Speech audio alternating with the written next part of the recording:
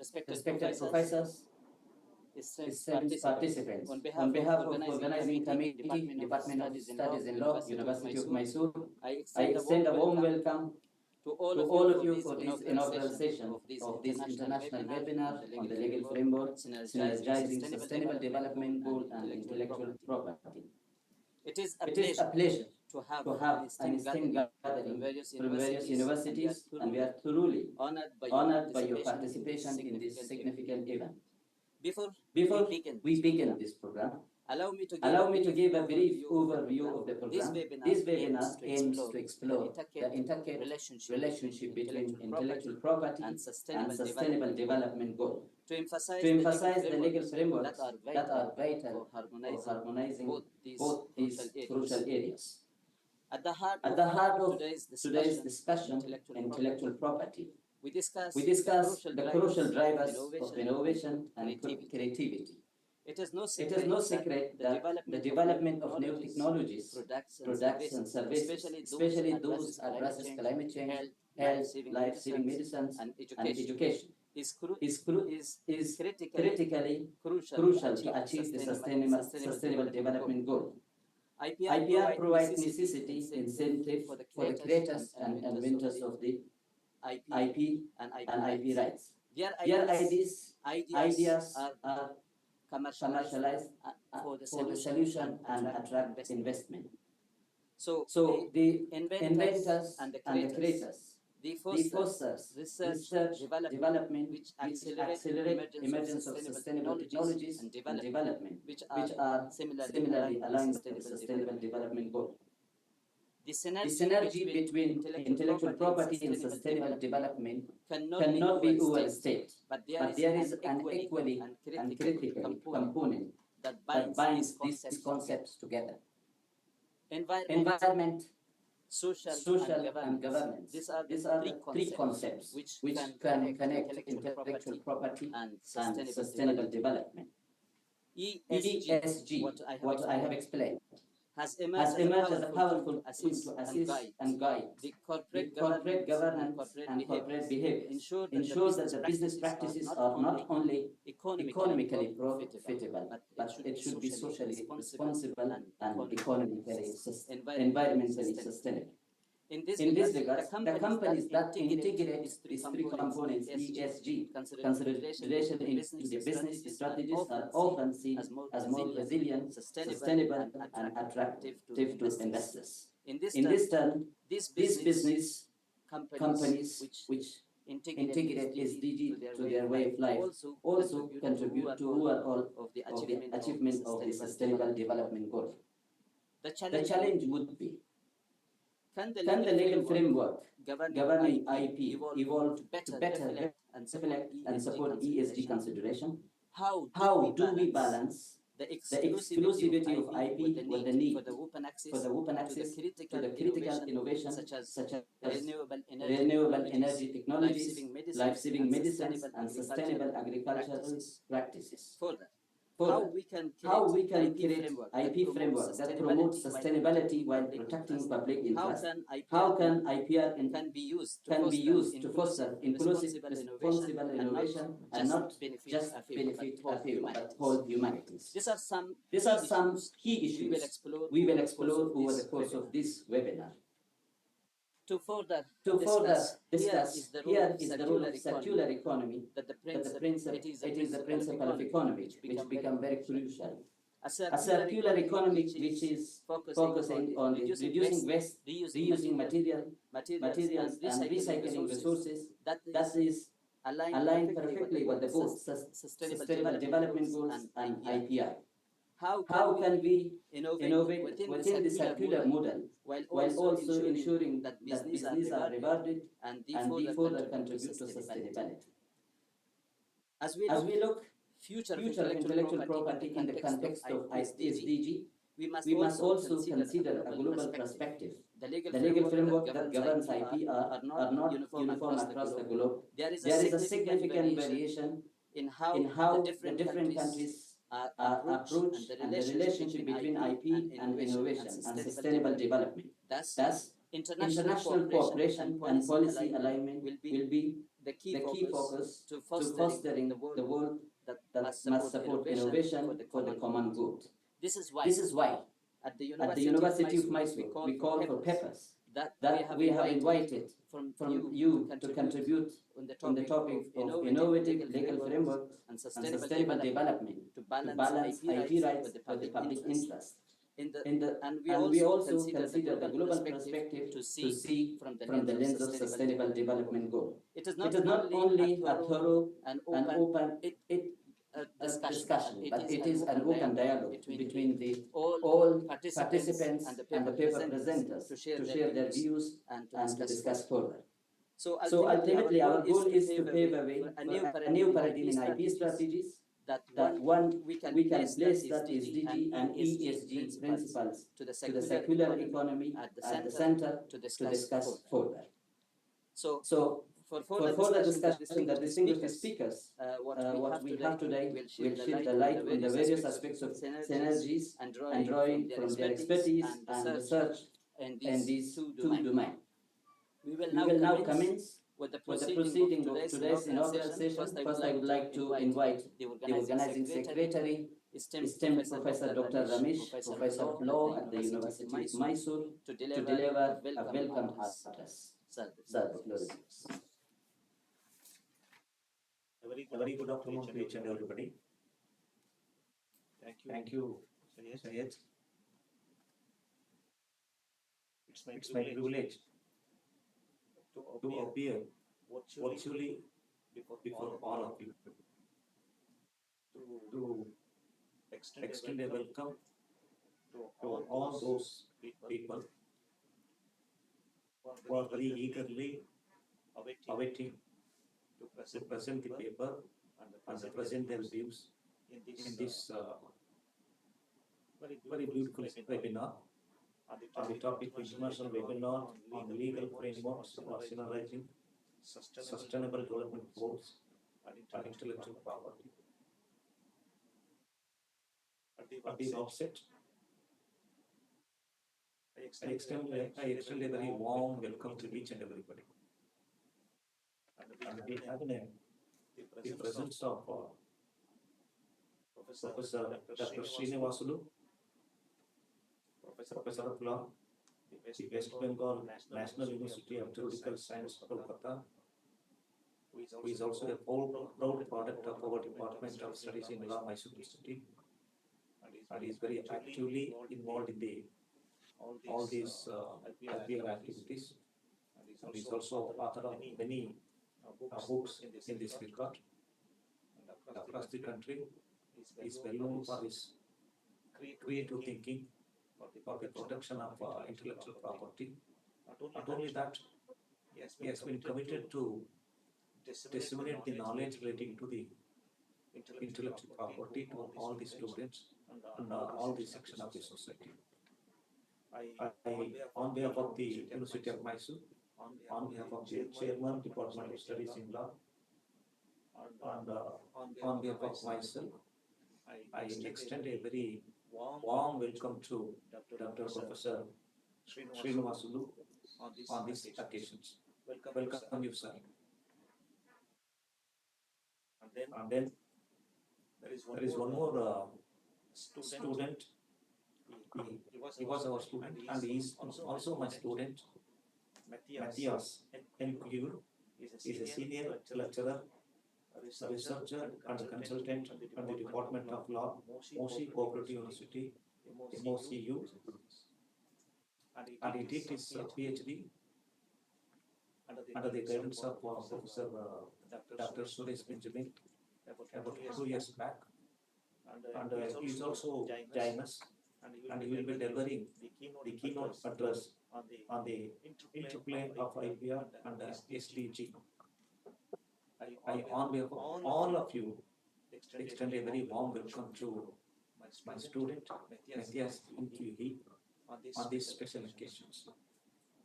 There will be, I need to highlight and extend my warm welcome to Ms. Dharti Shah, who happens to be the IP attorney, the right associate Ahmedabad, who will be joining us in this discussions in this international webinar, and she will be delivering a special address on the topic on the role of IP in sustainable development. Madam, I heartily welcome to this international webinar to you, madam. And our chairman, Dr. M. Suresh Kinchami, who is always there with us to extend all his support to this kind of academic ventures. And he has given the consent to preside over this international webinar, especially on this inaugural functions. He's a man with versatility and known for thought-provoking ideas and everything, and liked by each and every one. I, on behalf of the entire organizations and the University of Mysore, sir, I extend a very warm welcome to you, sir, this international webinars. Thank you. There are many speakers and the resource persons who will be offering their ideas, their opinion on important topics on the sustainable development goals and intellectual property. Here, what we used to learn independently, either of intellectual property or sustainable development goals. But as it was very beautifully explained by Syed, see, sustainable development goals cannot be achieved without the support of the proper inventions. In fact, passively, we are also thinking about the intellectual property, which is the backbone of the inventions. So in these connections,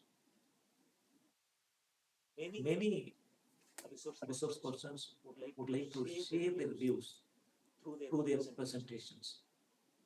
Let us know what is their opinion, and because we are all actually looking for the best opinion that can be expected from all the resource persons. So, on behalf of the University of Mysore, Chairman, and as an organizing secretary, I extend a very warm welcome to all the resource persons who are presenting their views in this international webinar. And apart from that, there are many enthusiasts who have joined this webinar, international webinar, to virtually witness this webinar in order to gain the knowledge also. For them also, I extend a very warm welcome to this international webinar. Moreover, my student is here. I also extend, her name is Kavya, okay? And she is hoping to cope with all of us in facilitating this international webinar. I extend a very warm welcome to Kavya also, who happens to be my student. So, on this auspicious occasions, I also extend a very warm welcome to each and everybody, either directly or indirectly helping us. And apart from that, the central person of this international webinar is my student, Syed Qudrat Hashimy. He's a man who is working to conduct this international webinar for more than 1 month, and he is also very eager to to learn even today, even after passing of LLM from our department, he is pursuing his PhD under the guidance of Dr. Suresh Benjamin. And he is the man who actually behind all kinds of these kinds of activities. I, on behalf of myself and the Department of Studies in Law and the University of Mysore, on behalf of all of you, extend a very warm welcome to my student, Syed Qudrat Hashimy. Thank you, sir. Okay, now it is over to Syed Qudrat Hashimy again. Thank you, one and all. Thank you. I wish you all the best in this. Thank you, Professor Ramesh, for your warm welcome address. It is now my pleasure to invite our chief guest for today's inaugural session, Professor Dr. Sreenivasulu N.S, Professor of Law at the West Bengal National University of Juridical Science, Kolkata, to deliver inaugural address. Professor Sreenivasulu N.S is an authority in field of IPR and vast experience in research and policy, and we are privileged to have him for today's program. Before we give the floor to sir, we would like to introduce him, and I would like to request my colleague to brief out the biodata of Professor, please. Good afternoon, one and all, for present here. I, on behalf of Department of Studies in Law, University of Mysore, take this honor and privilege to welcome our guest for the day. Dr. Sreenivasulu N.S, Professor of Law, the West Bengal National University of Juridical Science, Kolkata, is a chief guest for today's webinar. He is a distinguished member of International Council of Jurists, London. He is a scientific member of Canadian Institute for International Law, Ontario, Canada. He is also associated with World Commission for Human Rights, London. He was a faculty at National Law School of India University, Bangalore, and University of Mysore. In 2007, he was selected as an associate professor. Later, he was promoted as Professor of Law in 2013 at National University of Juridical Science, Kolkata. He is recognized author and he has got his credit over 110 research publications, including 7 books, 3 monograms, 9 edited volumes, 15 book chapters, and 75 research papers published in more than 35 varieties of journals and international publications. Some of his publications are Law Relating to Intellectual Property, which was published in 2018, and Intellectual Property Law, Dynamic Interfaces, 2017, which was published by Butterworth's LexisNexis, London. Law Relating to Biotechnology, which was published by Oxford University Press in 2016, Biotechnology and Patent Law by Manupara Publications in 2008. He worked with Ministry of Justice, Ministry of Commerce, Ministry of Human Resource Development, Ministry of Transport, Government of India, and UGC for Police and Fines. He has advised for Government of India, West Bengal, Assam, and Goa on legal education, law, and policy issues. He has participated and presented around 25 papers at national and international conferences which were held in India. We wholeheartedly welcome you, sir, for this today's webinar. Sir, the floor is yours. Thank you. Yes. Thank you, one and all. It's like homecoming to me because as Senior Professor Ramesh sir mentioned, Mysore University is my alma mater. And I got this opportunity because of Mysore University. And whatever I am today, that's purely because of my mother, that is University of Mysore. And many thanks for having me, Professor Suresh Benjamin, who is like my friend, the Dean of the Faculty of Law, Mysore University, and my senior, more than a friend, Senior Professor Ramesh, who is also part of this program. And in fact, the title that you have chosen for today's program, Sustainable Development and Intellectual Property. I personally believe that sustainable development is a very, very broad, vague term, which is having a very, very deeper meaning, connotation, and scope. And in the field of intellectual property, especially, which has got a very wide range of applications in different sectors of science and technology. The sustainable development phrase, whatever you have chosen, has got a lot to say, and it has got its own implications in the contemporary times. As we all know that intellectual property rights law is basically meant for incentivizing, promoting, rewarding innovation and creativity. Now here you are aiming for sustaining innovation and creativity for ensuring development. That's the narrative, right? You are trying to sustain innovation and creativity in the fields of science and technology and as well useful arts for the purpose of development of economy and for the purpose of development of the society at large. How exactly it can be done? Whether the intellectual property regime is all poised to do that.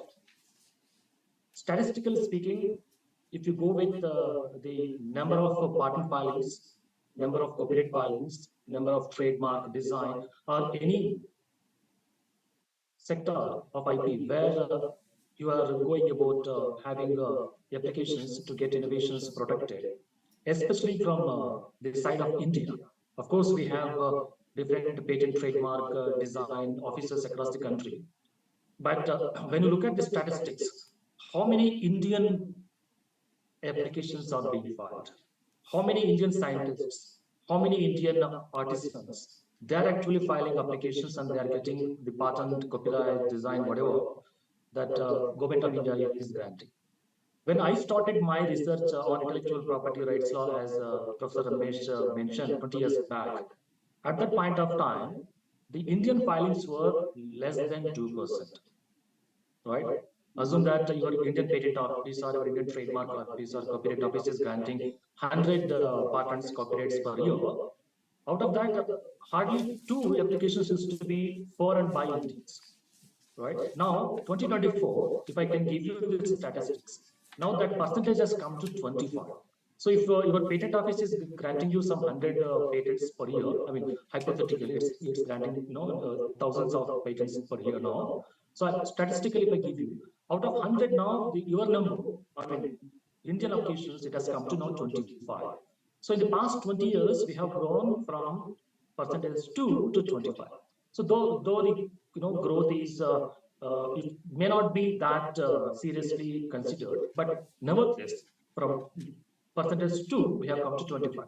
Now, with this growth, whatever we are having, we are aiming at a sustainable development. You must be knowing nowadays that people at the realm of affairs talking about the fact that India is the 5th largest economy, and by 2047, when we celebrate 100th Independence Day, we will become 3rd largest economy in the world. All that is happening. All the debates are going. And if you want to ensure that happening, your industry will have to grow. Your economy will have to prosper. And let me say this, that your innovations and creativity are the cream for your economy. And the crux of intellectual property laws say that you are promoting trade-related aspects of intellectual property. Those innovations, those creativities which are having trade connection, which are having trade viability, commercial viability, only those things are you are granting patent, copyright, and stuff like that. So it goes without saying that substantial segment of your intellectual property law is basically meant for promoting the cause of economy. So when we are aiming to become 3rd largest economy in the world, this percentage, the statistics that I mentioned, that you happen to grow from second 2% to 25 in the past 20 years, right? And in the coming 23 years, 2047, 100th Independence Day, whatever we are going to celebrate, right? That growth will have to be ensured. We have ensured that it becomes manifold. From 25%, it has to at least go to the extent of 50%. That means out of 100 patents that Indian Patent Office grants, at least 50 should be belonging to the Indian scientific folks or technocrats. So to ensure that, right, if you open up a number of patent offices in every district or every state, that is not going to happen. Of course, now we have 4 patent offices in 4 metros, all we know. It's not going to happen by opening patent offices in every state. It will happen when you promote the science and technology. It will happen when you go for incentivizing, rewarding more and more innovations and creativity. I happen to submit a dossier, advisory dossier to Ministry of Science and Technology, whereby I said that if you would like to promote science and technology in this country, you have to relax some amount of criteria. technical criteria, whatever you call it as. For instance, in the pharmaceutical sector, we say that only the new innovations, right, new pharmaceutical innovations will be protected, and generic innovations or generic medicine is not going to fetch you any patent. And whereas the Indian pharmaceutical industry is depending completely on generic industry, generic drugs, whatever you call it is. And of course, now you must have also heard about this Jan Aushadhi Kendras and all that, where government of India is trying to facilitate, provide the medicine at very, if not cheap, affordable prices. But reality is that the generic medicine is also produced by the same pharmaceutical companies, the same Novartis, the same Reddy's Laboratory. They're only producing and they're giving you the less quality products. So that is the fact of the matter. That's the ground reality. It's not that your generic industry, generic drug industry is growing. No, the same pharmaceutical companies are producing best products and better products, or affordable products, whatever. And those affordable products are supplied to your Janaushadhi Kendras and things like that. That's the reality. Right? So what I proposed with the Ministry of Science and Technology is that you create a separate segment, like you go for protecting Indian traditional knowledge, say Mysore Pak, Mysore Sadi, or Dharwad Peda, like that, Banaras Sadi, like that. For promoting these things, you happen to come out with a separate legislation, Geographical Indications Protection Act and stuff like that. To promote farmers' cars, you happen to bring about plant variety legislation. To promote traditional knowledge, you are talking about protecting folklore within the copyright. Similarly, right, to promote Indian industry, to promote Indian economy, you need to go about slightly relaxing your criteria. And it doesn't go without you creating this scope wherein you are not going for Indianization of science and technology, but you are going for promoting the cause of India towards promoting innovations and creativity coming from different fields of science and technology. And perhaps now, when we say science and technology, it's not just about biology, physics, and electronics. We have now number of contemporary fields of science and technology, which are physics based and as well biology based. Both are very much required for the cause of promoting your economy. When I say physical or digital based fields of science and technology, I'm talking about information technology, I'm talking about artificial intelligence, I'm talking about space technology, and as well financial technology. When I talk about bio-based technologies or bio-based fields of science and technology, I'm talking about biotechnology, field of medical science, forensic science, and as well nanotechnology. These are the fields which are having greater promise in the contemporary times and which are poised for promoting the cause of the economy. You check out all these 8 fields, whatever I mentioned: information technology, artificial intelligence, space technology, financial technology, call it as fintech, biotechnology, medical science, forensic science, and nanotechnology. Most of the investments in industry are happening in these fields only. Right? The major investment is happening, major investments are taking place in these fields only. So if you want to boost your economy, if you want to ensure sustainable development, right, through intellectual property, you need to look at these 8 fields, and which are having greater promise in the contemporary times and which are fetching you most amount of investments, not only from within India, but as well from across the globe, right? Artificial intelligence, it's a big buzzword now, right? Everybody is talking about artificial intelligence, and people like you and me, especially people from the legal fraternity, they are talking about having a separate law for artificial intelligence, because now it is spanning across from dawn to dusk. There is no sector, no field where your artificial intelligence has no role to play.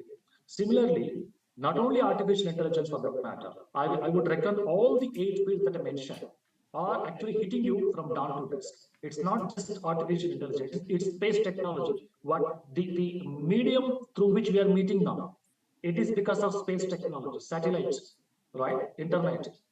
Okay, and the means that we are using every day, phone pay, Google Pay, and stuff like that, financial technology, genetically modified food we are enjoying, biotechnology, modern medical based inventions, modern surgical methods, right?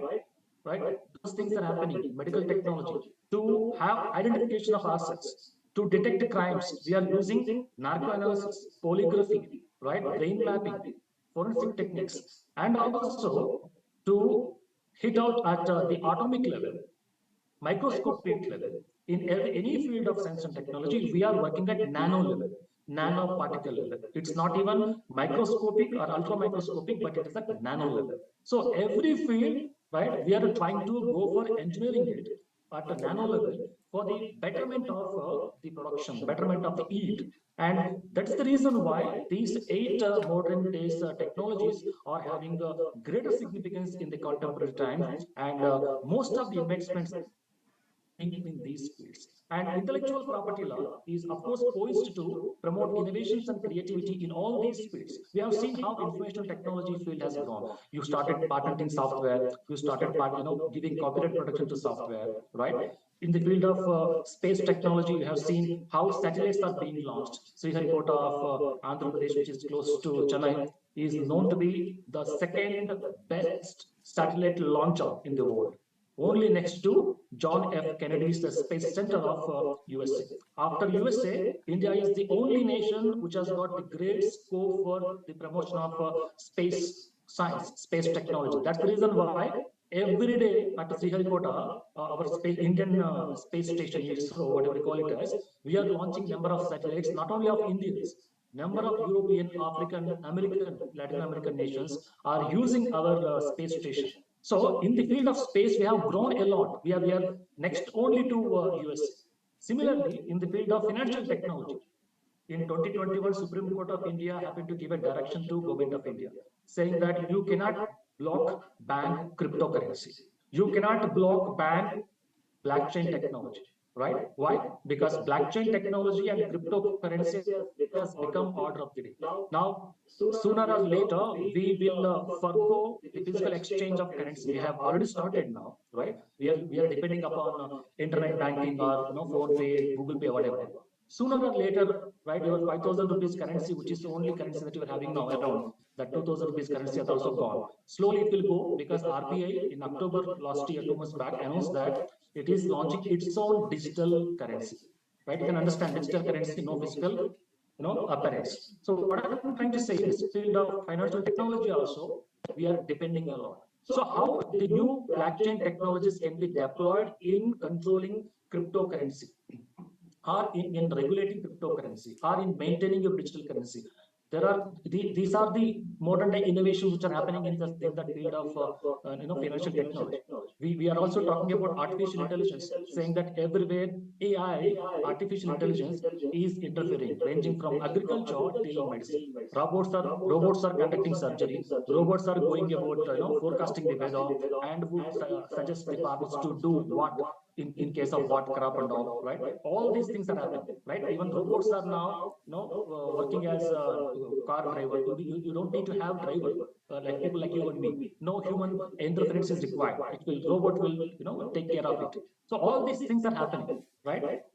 Human intelligence is slowly getting replaced by artificial intelligence. This AI is mimicking, imitating you and me, right? Now, instead of you having me, in the days to come, you can go for masking of my image, masking of my language, masking of my body language also, and even you can get the same kind of voice, whatever, that that you can have virtually, right? So both Professor Ramesh and Professor Benjamin know my body language, my way of talking and all. So by giving prescription to your AI, you can create artificially Sreenivasulu N.S. You need not have me physically present, right? Right? Both of them, they know me from past 20 years, so they know my body language, everything. So you can give input that this body language, this kind of voice modulation, this kind of word framing I want, and that title will be Sreenivasulu N.S. So what I'm trying to say is, artificial intelligence has gone to such an extent now, and the way and means of you creating those innovations.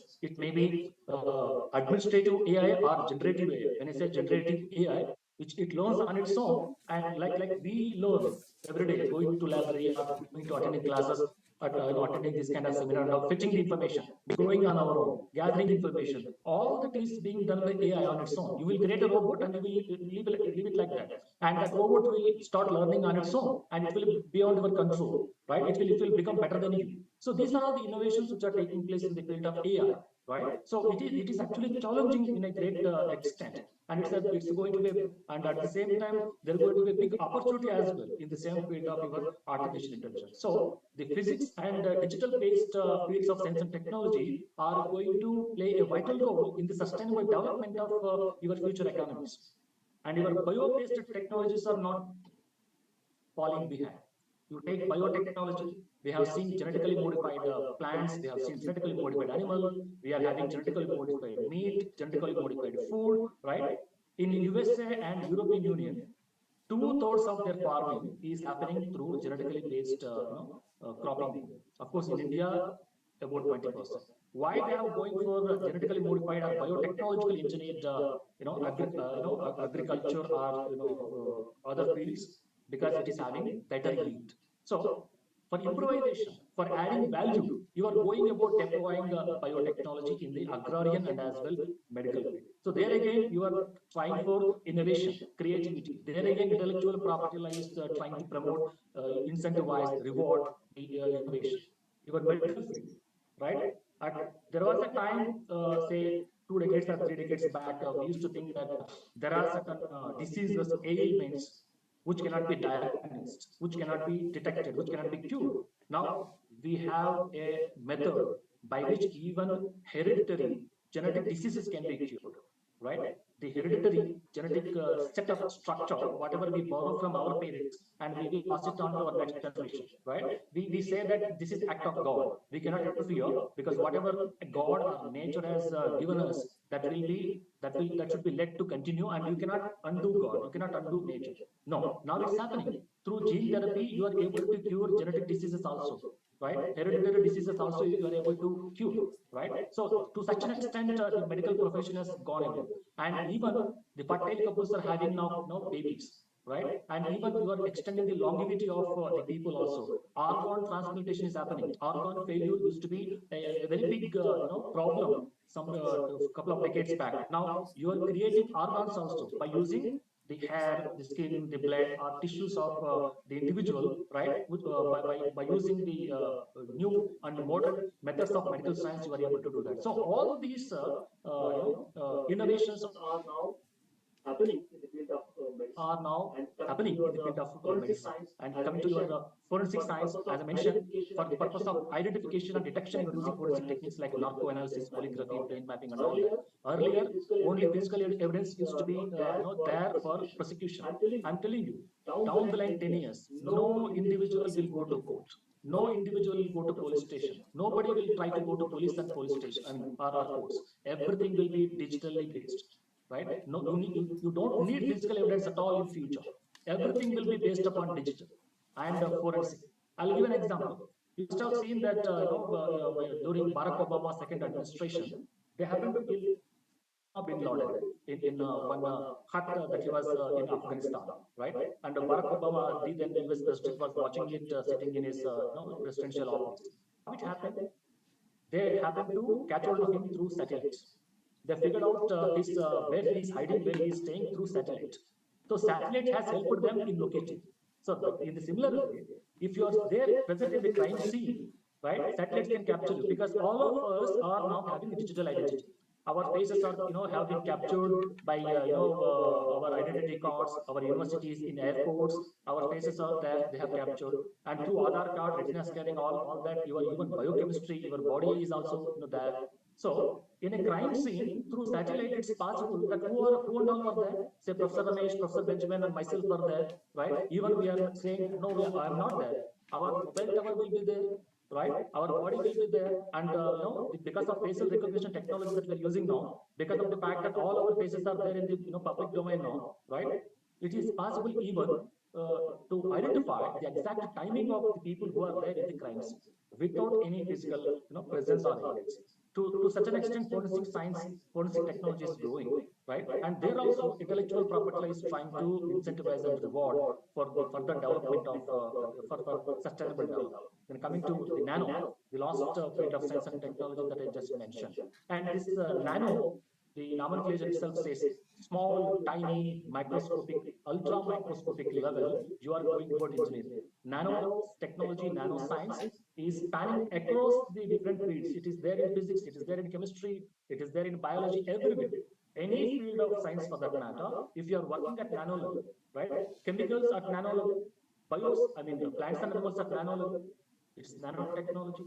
Whatever you are trying to engineer at nano level for the enhancement of yield, for the advancement, for the development, right? For boosting its yield, that is called nanotechnology. That is happening at nano level, right? So in the contemporary times, right, we are working at nano level to boost its yield at cellular level, genetic level, atomic level. You are working for the purpose of ensuring that the yield, whatever you are going to get tomorrow at the end of the day, will be sustainable, right? So sustainable development goal is there across the innovations and creativities that are taking place in different fields of science and technology, and intellectual property law is actually trying to facilitate it. Intellectual property law is trying to map it, promote it, right? Ensuring to ensure that these innovations and creativities in different fields are actually meant for or facilitating sustainable development. Intellectual property rights field is poised. And of course, people would have said some 2 decades back that intellectual property is only meant for corporates, investors, and things like that. But today, the fruits of intellectual property are enjoyed by everyone. Every one of us are having now the luxury, convenience, comfort of enjoying intellectual property. I'll give an example. The mobiles that we're having now in our hands, handy, these things would not have been there if 25 years back, if we had not gone for opening up our market economy and allowing foreign investment, or if we had not gone for patent and copyright amendments in later part of 90s, right? Because we promoted, we incentivized innovation, so now we are getting to see. Now, similarly, your genetically modified food, your blockchain technology, your social networking sites, our social networking, whatever we are having, it's the order of the day, right? So, number of facilities that we are having now, number of comforts that we are having now, with which we are trying to sustain ourselves and trying to develop ourselves. That is because of the reward, incentivization, facilitation that intellectual property rights field has gone about giving, aiding, right? So therefore, the theme that we have taken for today's program, intellectual property rights law development, is very apt, and in fact, it is indeed the synergy between the fields of science and technology and intellectual property law, which is actually giving way for sustainable development of not only the economy, but one and all. I thank my two seniors, Professor Ramesh and Professor Benjamin, for giving this opportunity and calling me back for to my motherland, and it's an honor for me to serve my department, my university. Right? Thank you very much. And I would urge Professor Benjamin to go for one physical program before March 2025. You know why I said that. So I would like to meet both of you in my department physically before that, March 31st, 2025. Thank you. Thank you very much. Thank you, sir. We are truly honored that having you for such thought-provoking and insightful address. Now, we move to the special address. Ms. Dharti Shah is going to address us on the role of intellectual property in sustainable development. Before we go ahead, let's introduce her. I would like to request Ms. Kavya, my colleague, to brief about her. Our next guest, Ms. Dharti Shah, IPR attorney, Dharti Associates, Ahmedabad, will give a special address on role of intellectual property in sustainable development. Dharti Shah is an experienced IPR attorney and founder of Dharti Associates in Ahmedabad. This firm is based on specializing in intellectual property. She has a strong academic foundation that includes a bachelor degree in information technology, a law degree, a postgraduate degree in patent law and practice, and LLM in intellectual property rights from Gujarat University. Dharti has developed a deep expertise in this field. She is also pursuing a PhD in law from Gujarat University for further enhancing her knowledge. With over 10 years of experience in the IPR field, she has worked across various domains, including patents, trademarks, copyrights, industrial design, integrated circuits, layout design. Her skill set spans researching databases, drafting applications, managing filing process, and handling the grant stages. Additionally, she has exposure to general litigation practices also. Dharti extensive experiences and legal expertise led her to establish Dharti Associates in 2019, where she has successfully completed her own practice for 5 years. Her combination of technical and legal knowledge, along with her leadership at Dharti Associate, position her as a valuable asset in IPR field. We welcome you, Manu, for today's webinar. I would also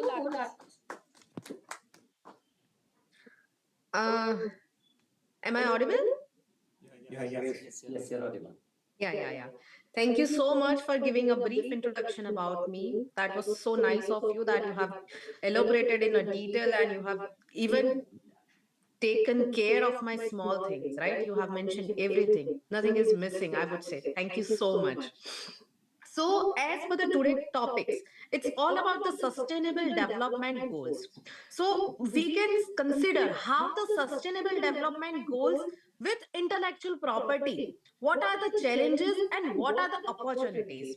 I'm going to elaborate on the just to give a little bit idea about it. So, we can say what are the policies and what are the challenges that has been covered and which are not covered. So first we will see the aligned IP laws with the sustainable development goals. Countries and international organizations can help foster innovations that supports environment and sustainability, social equality and economic development. So we can explore potential legal frameworks that could synergize SDGs, sustainable development goals with the intellectual property rights. So everyone knows about intellectual property rights and the sustainable development. So I'm going to just give a little bit idea about it. In 2015, United Nations, they have given us 17 sustainable development goals with the 169 target, which all are interconnected. Many sustainable development goals rely on innovation, technology, and knowledge sharing areas where intellectual property plays a key role, where such as patents, trademark, copyright, and geographical indications are designed to protect and incentivize innovations. However, these laws can also create barriers to the equitable distribution of the benefits of innovations. IP can sometimes restrict access to essential medicine, which can affect Sustainable Development Goal 3 with the good health and well-being. But if we see, even as per the Indian Patent Act, there is a section 84 which introduced the compulsory license. So nobody can take a benefit of the monopoly of the intellectual property rights. When there is a if you see there are criteria for getting a compulsory license for even a small generic medicines. Even there is a monopoly even for the third party distributors or any other person manufacturers, they can apply before the Indian Patent Office and they can avail and they can manufacture that medicine, the person who has already just a minimum royalty. It is like a for a benefit sharing and just a fair chance for the public who can give or sell affordable price, who can sell in a all over the geographical region and in a with the benefiting just with the minimum royalty. Even if we see the clean technology which can affect sustainable development goal 13, which are about the climate actions which can hindering the progress towards achieving the sustainable development goals. So legal frameworks can, however, we restructure the balance of the need for the innovations with the imperative for broader public benefits, helping to foster the synergies between the IP and sustainable development goals. Now let's check the key legal approaches for synergizing IP and the sustainable development goals. So for the flexible use of IP tools, we can always consider the public interest provisions that I've already mentioned. There is a there is a provision of the compulsory license. If we see the TRIPS, trade related aspect of intellectual property rights, which has been established by the United Nations, and after the World Trade Organization, it has been come into the picture, which is a TRIPS agreement, where the all the agreement which allows the compulsory licensing under the specific circumstances which could enable greater access for the life-saving drugs and the sustainable technologies. There is another key aspect, which is patent pools and the licensing models. Collective IP management models, such as patent pools, which can be helped in the benefit sharing. Open source licensing can be effective in disseminating knowledge and the technology. For example, the medicines patent pools has enabled the broader access to HIV and AIDS treatment in low and middle income countries. Such models promote affordable access to essential technologies while maintaining incentives for the innovations. There is another key aspect, which is a promotion of green IP. You might be aware about the WIPO green IP law, which IP laws can incentivize the development and commercialization for the green technology, for the affordable and the clean energy, which provide the strong protection for innovations to contribute to environment sustainability. This could include patents for the renewable energy technologies, energy efficient process, or waste reduction solutions. So, some countries have introduced or could introduce legal mechanisms where IP protections are conditions upon compliance with the environmental standards. For example, if an invention is granted a patent, it could be required to demonstrate a net positive environmental impact or meet a sustainable criteria. So this can be lead to a for the benefit of the sustainable development goals.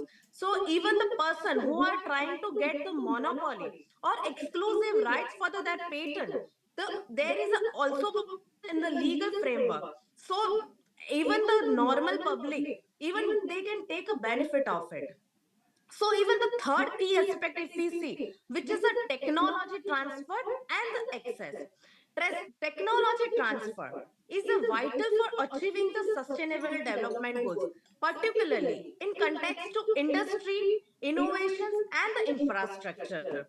With the partnership for the goals, IP licensing agreements, joint ventures, and the collaborations can be encouraged through legal framework that can benefit to the researchers, developer, or the person who is going to commercialize it, which help and ensures technologies developed in high income countries with to get the low income to get the low income countries. Another thing was a convention on biological diversity and the Nagoya Protocol address the issues of equitable access and the benefit sharing in the case of biological resources and the traditional knowledge which can be adapted to other areas of the technology transfer. So with the sustainable development goal 3 for the good health and well-being, international agreements like Doha Declaration on TRIPS and public health and the access to COVID-19 tools accelerated have highlighted the need to make IP more accessible to ensure that essential medicines and vaccines are available to all, and particularly in the developing nations or underdeveloping nations. So these are the legal reforms, and so by enhancing the collaborations which can which can create the multi stakeholder partnership between the government, private sector, and the civil society. This can also include innovation model for the sustainable agriculture, health, and energy, which can cover the sustainable development goal 2 for the zero hunger, goal 7 for the affordable and clean energy. Countries can integrate the sustainable development goal into their national IP policies, but ensuring that national laws and IP institutions align with the broader global development goals. National IP strategies should focus on how IP can harness to promote the public goods, ensure equitable distribution of benefits, and foster inclusive innovations. So now we will see the international legal framework and the IP. So there is a World Intellectual Property Organizations which aligned or already integrated with the Sustainable Development Goal into strategic plan, and it is actively working on the issues related to access the knowledge, technology transfer, and innovations for the sustainable development. Mainly, WIPO's agenda emphasize the role of IP on achieving the development goals, particularly in relation to capacity building, technology transfer, and extend to access to essential goods.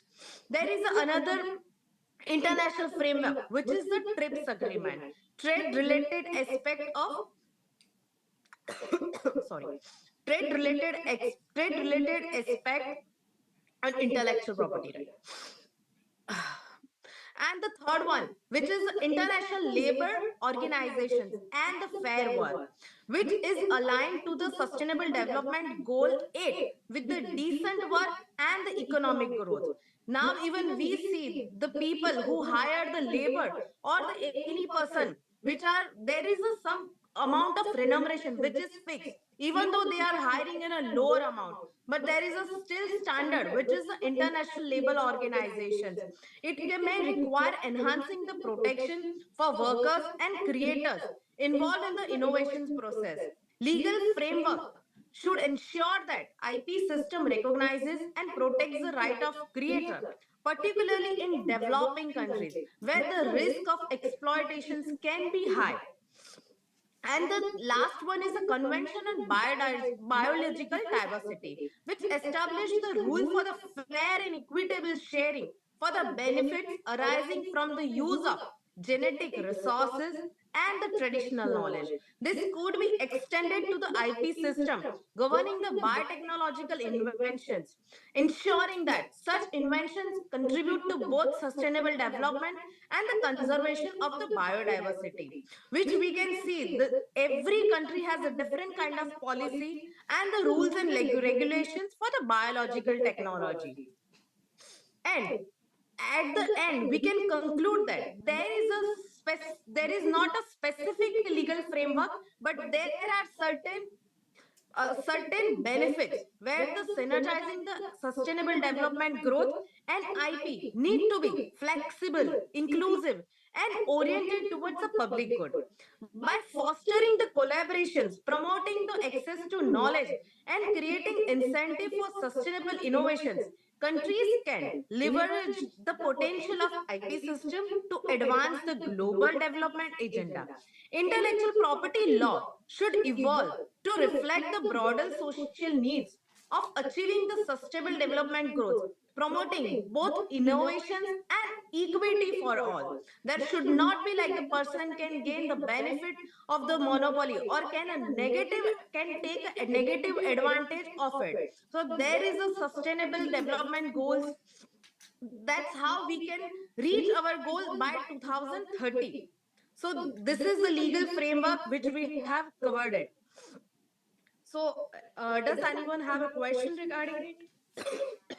Thank you. Sorry. Thank you, Dharti Shah, for your special enlightenment. Now we are moving. Sir, I'm not able to listen you. It's mute.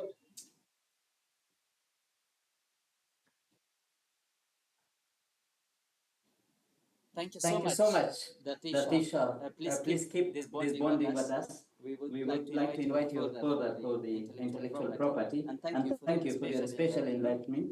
Now Now we are moving to the conclusion conclusion of of this inaugural session. I would like to invite esteemed Professor Benjamin, Chairman of the Department of Studies in Law, Dean Faculty of Law, Director of School of Law. It is a lengthy possession to highlight, and Professor of Law at the University of Mysore. Professor Benjamin is a esteemed academician who has authority on the comparative law, and we are also fortunate to have him, and he has guided us through to reach to this point, and we look forward. Sir, the floor is yours. Thank you, Syed Qudrat Hashimy. Good afternoon to you all. Dr. Sreenivasulu N.S., a distinguished professor from the West Bengal National University of Political Science, Kolkata, my esteemed colleague, Professor Ramesh, the former Dean, Faculty of Law, Chairman, Department of Law, University of Mysore, Dr. Nikhis, the Chairman, Department of Law, Mosi Cooperative University, Tanzania in his absence, Mr. Syed Qudrat Hashimy, the coordinator of this program, Miss Dharti Shah, attorney, Great Associates Ahmedabad, Gujarat, Miss Kavya, LLM student, and respected participants and friends. As the Dean, Faculty of Law, Chairman, Department of Studies in Law at the University of Mysore, and the President of this significant webinar, it is my privilege and honor to address you today. The present world faces not only political crisis, but also socio-economic problems. We look at the Russia and Ukraine conflict, Israel and Hamas war, Israel and Iran and Syria civil war, Bangladesh and Sri Lanka situations. Besides this, we do find at the domestic and the national level various socio and economic problems, in particular poverty, hunger, starvation, gender disparity, lack of potable water, regional imbalances, slow economic growth, inadequate infrastructure, inaccessible to quality of education, and unaffordability of health care, and so on. All these issues are addressed by the Sustainable Development Goals. You find 17 goals to be achieved by 2030. No doubt, SDGs aim at eliminating the poverty, ensuring the peace and the prosperity and protection of the planet. The question is it possible? How to achieve these goals? It is not enough to declare the mere goals. What is equally important is to find out the ways and the means to achieve these goals. One of the means to achieve or to realize the Sustainable Development Goals is intellectual property, or in other words, innovation, research and development, competitiveness, and creativity. I believe that intellectual property plays a significant role in ensuring the health care and education to all, eliminating the gender disparity or inequalities, protecting the planet, increasing the business competitiveness. Ultimately, intellectual property contributes for economic prosperity of the countries and well-being of the people around the world. This seminar provides a unique platform for exchanging ideas, discussing the challenges, proposing the solutions to integrate intellectual property with the Sustainable Development Goals. The legal community, along with the scientists, entrepreneurs, activists, policymakers, has a crucial role in creating and implementing legal framework that advance the SDGs.